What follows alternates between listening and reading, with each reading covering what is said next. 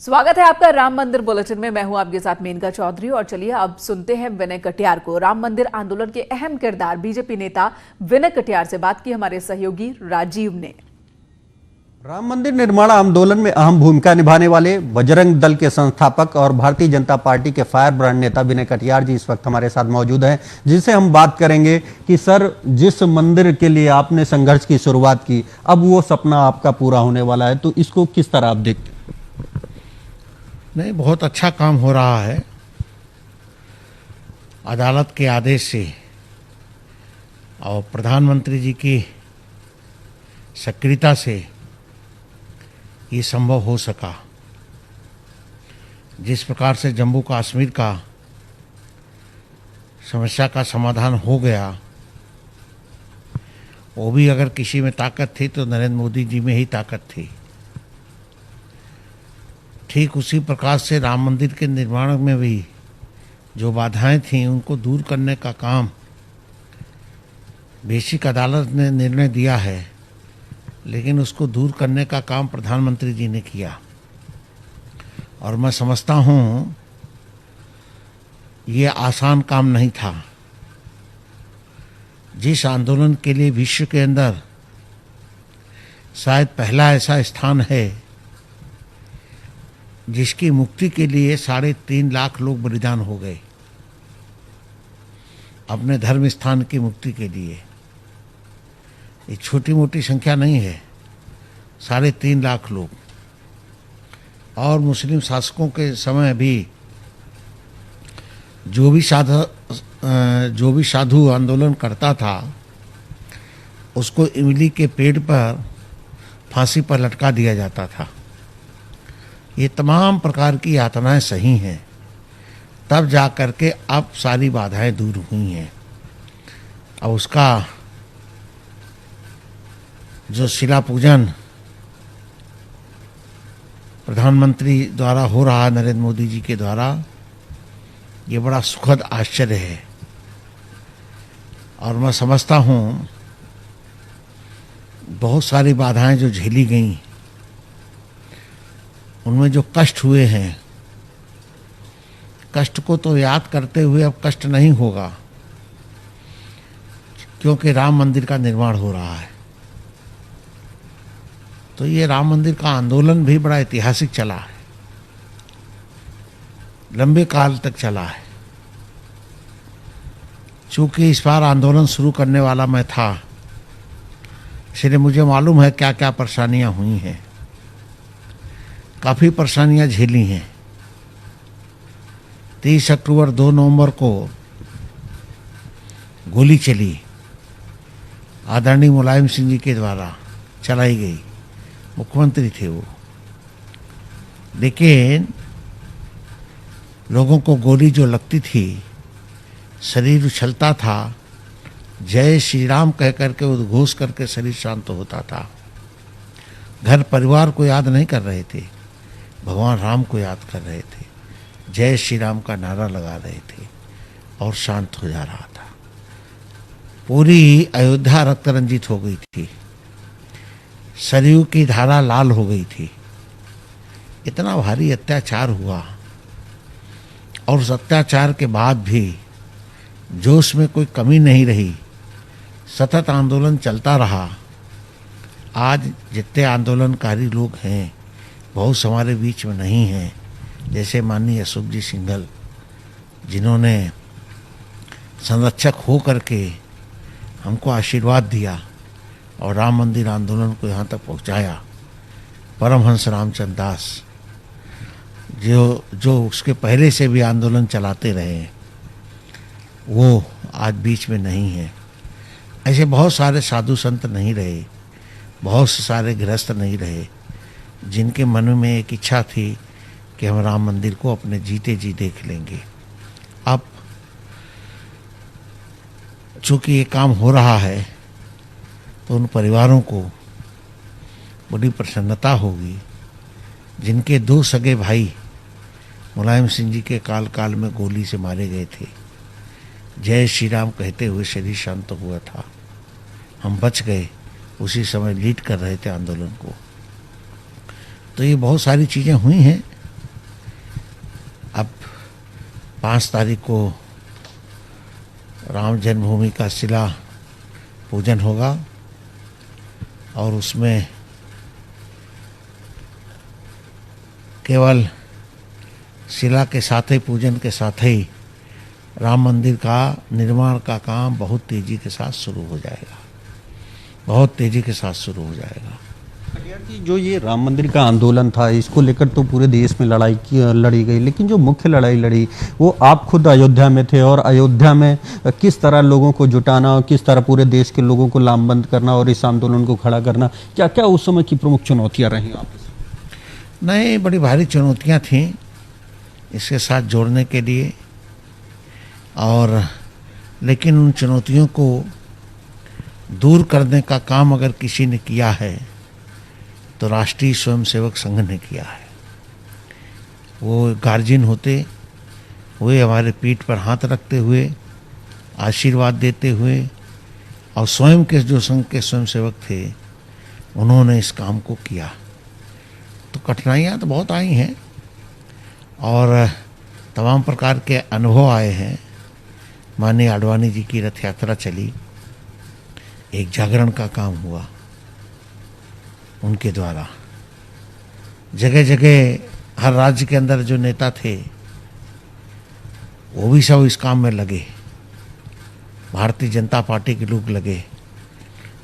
लेकिन कांग्रेस जैसी पार्टी विरोध करती रही। मुलायम सिंह जी ने गोलियां चलवाई। मौका जिसने पाया उसने राम जन्मभूमि की समस्या का समाधान करने के बजाय इसको उलझाने का काम किया, लोगों को प्रताड़ित करने का काम किया, जेल के अंदर भेज दिया गया। जब ये ढांचा गिरा तो माननीय आडवाणी जी को, माननीय जोशी जी को, माननीय अशोक जी सिंघल को, मुझे, साध्वी रितंबरा को, उमा भारती को, डालमिया जी को, विश्वनी डालमिया जी को, इन सबको उठाकर जेल के अंदर बंद कर दिया गया। अब जेल के अंदर बंद करने का कोई कारण नहीं था, लेकिन बंद कर दिया। हमारी 4-4, 5-5 सरकारों को गिरा दिया गया। ये कांग्रेस का वो था। तो बहुत उतार चढ़ाव देखे हैं इस आंदोलन में, लेकिन आज बड़ी प्रसन्नता हो रही है, बड़ा सुखद अनुभव हो रहा है कि राम जन्मभूमि पर राम का मंदिर बनने जा रहा है। सर, जब आपने इस राम मंदिर आंदोलन की अगुवाई की तो आपको सिर्फ अयोध्या ही नहीं बल्कि कश्मीर से लेकर कन्याकुमारी तक एक फायर ब्रांड नेता के तौर पर जाना जाता पहचान मिली। तो ऐसे में क्या लगता है कि जब बाबरी ढांचा गिरा तो स्थितियां आपकी विपरीत थी, तो और क्या क्या उत्पीड़न आपको सहने पड़े और क्या क्या चुनौतियां उसके बाद रही कि किस तरह ये आंदोलन चलता रहा और मंदिर निर्माण हो सके?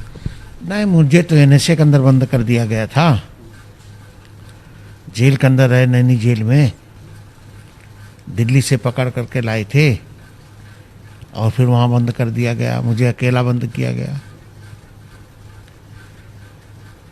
रहे जेल के अंदर। लेकिन ऐसी यातनाएं आती रही हैं, संघर्ष होते रहे हैं, लेकिन उसकी चिंता नहीं की हमने। हमारी टोली ने, बजरंग दल के नौजवानों ने, दुर्गा बहनों के बहनें माताओं ने ये सब काम किया, बड़ा भारी काम किया। अब मैं दुर्गा बहनी का नाम भूल रहा हूँ, बाराबंकी की थी, हमारी कायस्थ बिरादरी की है।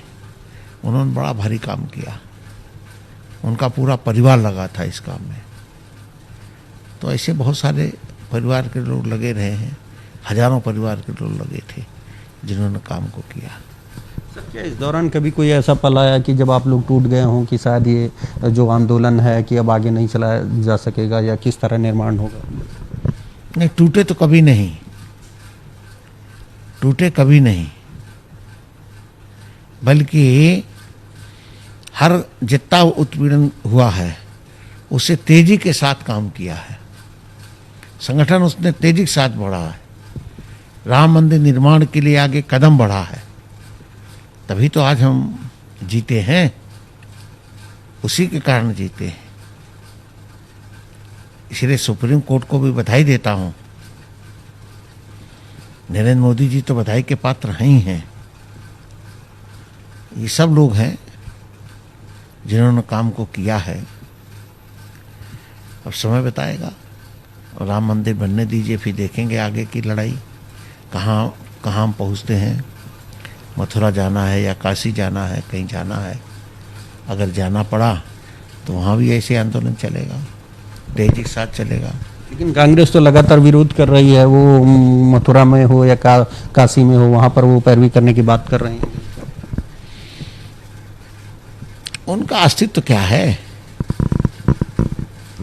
वो इंदिरा कांग्रेस नहीं रही, सरदार पटेल वाली कांग्रेस नहीं है वो।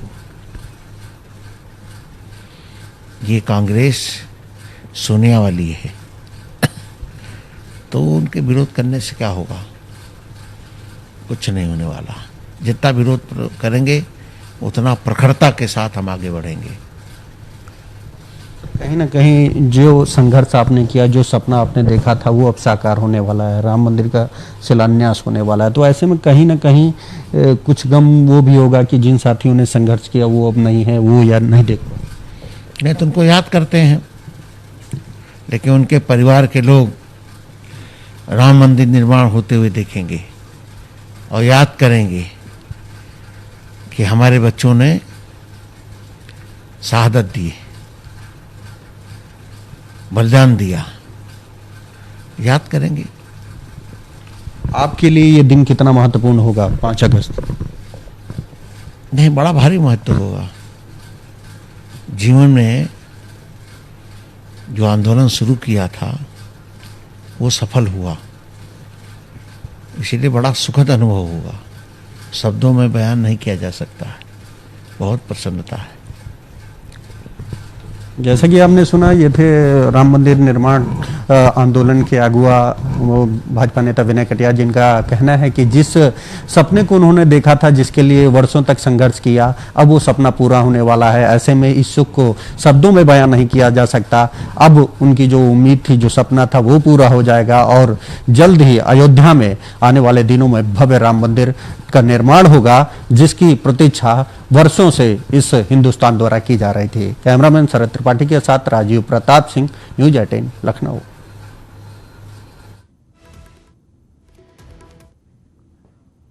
तो इस वक्त बड़ी खबर, कल अयोध्या जा सकते हैं सीएम योगी आदित्यनाथ। तैयारियों का जायजा लेंगे सीएम योगी। 5 अगस्त को वहां पर भूमि पूजन होना है राम मंदिर निर्माण के लिए, और उससे पहले कल सीएम अयोध्या जा सकते हैं ताकि तैयारियों का जायजा ले सके। तो बड़ी खबर इस वक्त न्यूज 18 पर आप देख रहे हैं। सीएम योगी आदित्यनाथ कल अयोध्या के दौरे पर जा सकते हैं। कल अयोध्या में तैयारियों का जायजा लेंगे मुख्यमंत्री।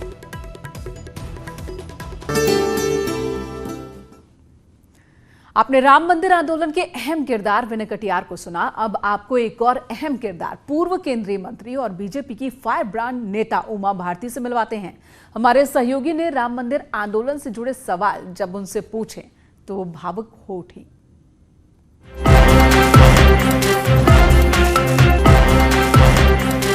उमा जी, बहुत लंबी लड़ाई आपने कैसे उस वक्त से लड़ी, अब राम मंदिर निर्माण की शुरुआत होने वाली है। आपको उम्मीद थी कि अपने जीवन काल में कभी आप मंदिर बनते देख पाएंगी? ये जो आंदोलन चला है, अभियान, बल्कि ये चला है 5 शताब्दी, और इसकी अंतिम परिणति हुई जब सुप्रीम कोर्ट का निर्णय आया जी। ये एक बात के सहारे चला, वो था विश्वास और आस्था। मुझे लगता है कि आस्था के सहारे इतना बड़ा अभियान, ये दुनिया के ज्ञात और अज्ञात इतिहास का सबसे बड़ा उदाहरण होगा। एक आस्था थी कि जहाँ राम बैठे हैं वहाँ भव्य मंदिर का निर्माण होना चाहिए, और अगर हम लगे रहेंगे तो ज़रूर हो जाएगा। तो ये बात तो मन में थी कि हम लगे रहेंगे तो हो जाएगा, और इसी आस्था से हो पाया, नहीं तो ये हो नहीं सकता था, क्योंकि इसके पीछे मुख्य चीज़ आस्था थी। उस समय का कोई हॉस्पिटल का, वहाँ का कोई सर्टिफिकेट नहीं था किसी मेडिकल कॉलेज का कि भगवान राम का इस वार्ड में जन्म हुआ और ये हमारे पास में रजिस्टर है, ऐसा कुछ तो था नहीं ना। क्या चीज़ थी? आस्था। और वो चल रही थी लाखों साल से, फिर हजारों साल से, फिर 500 साल से उस आस्था पे अभियान शुरू हो गया। तो मुझे लगता है कि आस्था पे चला हुआ अभियान शायद विश्व का अनोखा है पूरे चारों युगों का, जो अंत में सफल हुआ और जिस पे संविधान की मुहर लगी और कानून की मुहर लगी।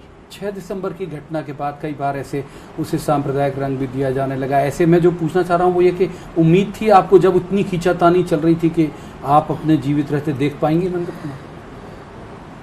मेरे को एक बात मालूम थी कि उस स्थान पर मुसलमानों की आस्था नहीं है, उनको जबरदस्ती उससे जोड़ा जा रहा है, क्योंकि मुसलमानों की आस्था मक्का मदीना में है, या यहाँ हाजी मलंग है, या अजमेर का दरगाह शरीफ है, क्योंकि इन स्थानों का एक महत्व है और इनका एक इतिहास है। इसी प्रकार से वेटिकन सिटी ईसाइयों का है, उसका एक महत्व है, उसका एक इतिहास है। इस जगह का तो एक इतिहास है ना कि एक हमलावर आया और वो हमलावर ने भारत की अस्मिता को खंडित किया और उसने अपनी विजय की स्मारक को धार्मिक रूप देने की कोशिश की। ये बात मुसलमानों को भी मालूम थी, हिंदुओं को भी मालूम थी, और यही एक चीज़ थी जिससे हमको पता था कि अंत में हमको वो समय देखने को मिल सकता है। लेकिन आपने जो दूसरी बात कही उसमें यह है कि ये बात मेरे मन में रहती थी कि अगर कभी ऐसी बात होगी कि सच्ची बता रही हूँ, लगेगा कि मैं बहुत भावुक हो रही हूँ, कि राम मंदिर के निर्माण में नींव में किसी जीवित व्यक्ति को रखना होगा तो मैं उसके लिए तैयार थी। कहते हैं कि कोणार्क के सूर्य मंदिर में एक जीवित बालक की बलि चढ़ाई गई थी।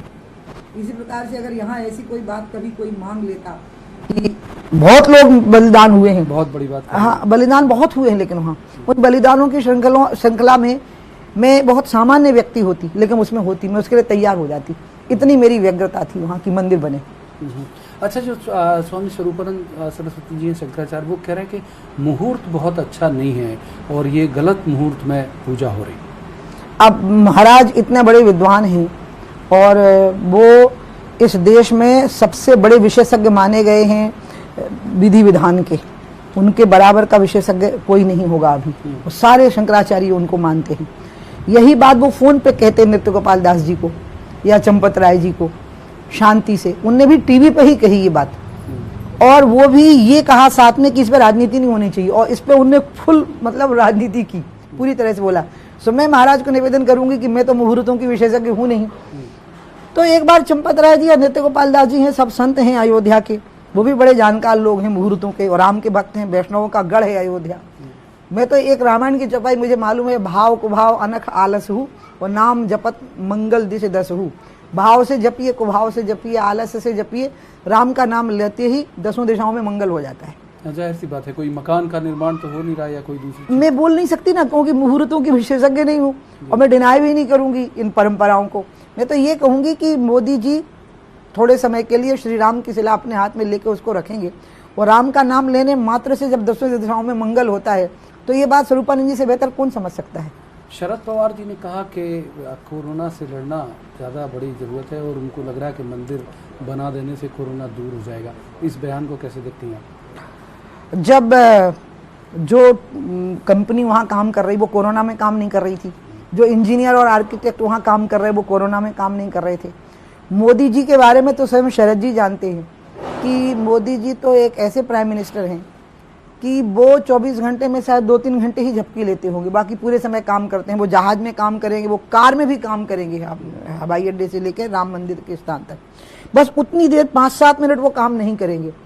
तो इसमें कोरोना को इसके साथ में जोड़ देना, ये मुझे शरद पवार जी जैसे व्यक्ति का तर्क ही समझ में नहीं आया, मैं आपको बताऊं। बल्कि मुझे ये लगा कि शायद कुछ लोगों को इसकी जलन हो रही है कि शांति से कैसे होते जा रहा है। सुप्रीम कोर्ट का निर्णय आया, आप देखो पूरे देश ने जिस तरह से एकात्म शब्द आएगा इसके लिए कि एक आत्मा के साथ स्वीकार किया, और इतनी शांति रही। मुझे लगता है इसकी बहुत बड़ी तकलीफ हुई है लोगों को, क्योंकि उससे देश की छवि बहुत निखर के आई दुनिया के सामने। आपको बराक हुसैन ओबामा का वो ऑब्जर्वेशन याद है, जब यहाँ से गए अच्छे खासे खा पी के, और वहाँ जाकर के बोलते हैं कि भारत में सांप्रदायिक सद्भाव की जरूरत है। और अभी अमेरिका में जो दंगे हुए, अश्वेतों के ऊपर जो अत्याचार हुए, उस पर वो कुछ नहीं कर पाए। उन्होंने भारत की छवि कितनी खराब की थी। सुप्रीम कोर्ट के निर्णय के बाद जो सद्भाव इस देश में देखने को मिला, उसने उन सारी धारणाओं का खंडन कर दिया कि ये देश भावनात्मक मुद्दों पर एकात्म हो सकता है। ये तय हुआ कि आस्था के मुद्दों पर एकात्म हो सकता है। यही एक जलन है इस एकात्मता की। ये जो नेपाली प्रधानमंत्री ने कहा कि वो तो बता रहे हैं कि नेपाल के बीरगंज के पास जो अयोध्या है वहां भगवान राम पैदा हुए, तो भगवान राम को नेपाली बोल दिया उन्होंने। तो हमको क्या फर्क पड़ेगा इससे? अगर वो एक मंदिर, मेरे को जब लोग खंडन कर रहे थे टीवी पे या उस पे गुस्सा कर रहे थे, तो तभी मेरे मन में था, मैं आपको बहुत धन्यवाद दूंगी कि आपने मुझसे सवाल कर लिया। अगर वो कहते हैं कि राम नेपाल में पैदा हुए थे, तो एक राम मंदिर वहां बना लें, वो अच्छा भव्य मंदिर बना लें, ओली जी खुद ही बना ले, उसमें क्या फर्क पड़ने वाला है? क्योंकि सरयू वहां नहीं है, कोई फर्क नहीं पड़ेगा, दूसरी नदी के किनारे बना दे, क्योंकि अयोध्या का सिग्निफिकेंस सरयू के साथ है ना, राम और सरयू का जुड़ाव है आपस में।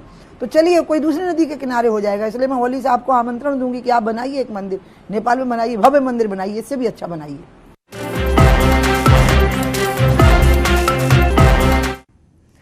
तो राम मंदिर निर्माण का रास्ता प्रशस्त हो चुका है और अब 5 अगस्त को शिलान्यास होना है। इससे पहले हर तरफ उत्साह और खुशी देखने को मिल रही है। हाँ, अनुभव भी पहले के जो है वो लगातार भाव भी मन में घूम रहे हैं, उमा भारती ने बताया। फिलहाल इस वक्त एक ब्रेक के लिए रुकेंगे, ब्रेक के बाद भी खबरों का सिलसिला जारी है।